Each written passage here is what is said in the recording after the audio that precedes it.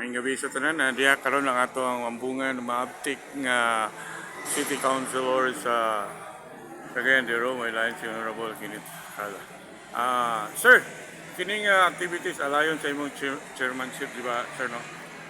Isa sa mga kabataunan nga activities. So, unsa may pagsulti nimo karon sa atong 80 ka barangay dinhi sa Cagayan de Oro na nakatuman ba ani nga mao nga programa?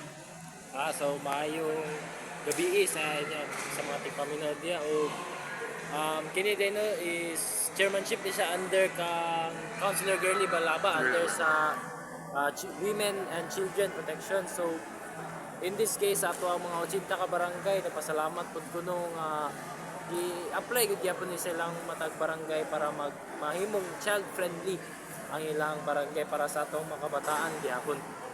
So as the SK Federation President, akong gi-congratulate ang ato ang mga nidaog karon nga mga barangays, and of course akong giawhag ang uban nato nga mga barangay nga mudasig ug moapil ani na kalihukan kay para gyapon ni para sa atong mga kabataan which is ang ato ang future sa diri sa Dakbayan sa Cagayan de Oro.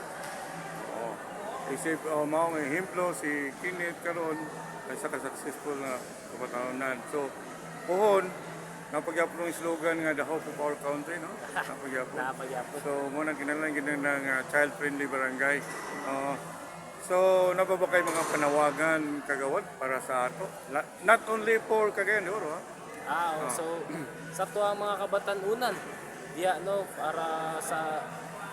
para pud sa tuwa mga matag barangay is ato ang yung agaan oportunidad o sakto nga higayon ang ato ang mga kabataan o kabatanunan kay sila magyud ang ato ang sa ingon pa future diri sa ato ang nasud ug diri pa labi na sa atong Dakbayan sa Cagayan de Oro. So tagaan nato silang mga oportunidad, mga programa nga maka-develop sa ilang kagalingon ug mo change sila into positive para makatabang pagud sila sa ilang mga future nga mga kabataan.